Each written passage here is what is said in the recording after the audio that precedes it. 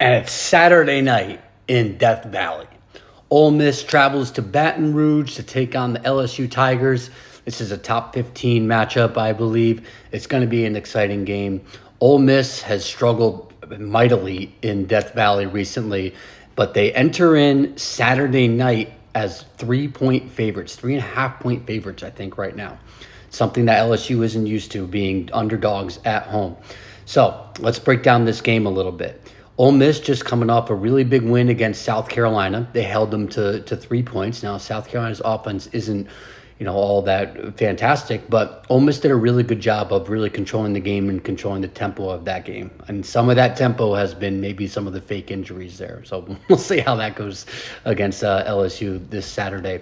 But if we can get Trey Harris and Jackson Dart to connect against this LSU defense, I think LSU is going to have a really hard time against this passing attack. You also add in Juice Wells. I think they just have a lot out wide that can really scare the LSU secondary, and I'm not sure that they're really going to be able to keep up.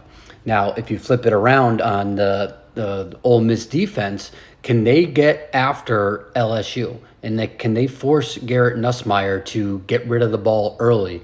Because I don't think their wide receivers are as good as what we had saw last year with Brian Thomas and Malik Neighbors. And while I really like Kyron Lacey, there is a little bit of a step down. And I also think right now their offensive line is underperforming a little bit to my expectations. Now, my expectations for them were pretty sky high. I thought they were going to be like a top 5, top 3 offensive line in the country right now. And while they haven't really played any stiff competition, they did get worked against South Carolina. Dylan Stewart got after him. Kennard got after him. Their offensive line really struggled. Now, granted, South Carolina has a really, really strong defensive line, but they were able to kind of control the LSU offensive line. Now, can Ole Miss do that? You have Walter Nolan. I think Princely Umanlian is going to play, but I'm not sure. But they do have some guys that can really test the LSU offensive line there.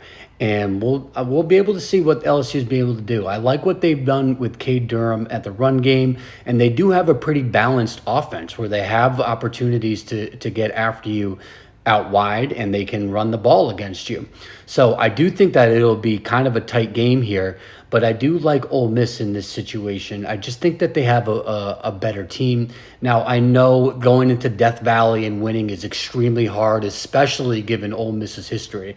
On top of that, you got LSU coming off of a bye, and you got Ole Miss going back-to-back away games. I know all of that. I get it. It's a bad situation dynamics for Ole Miss right now.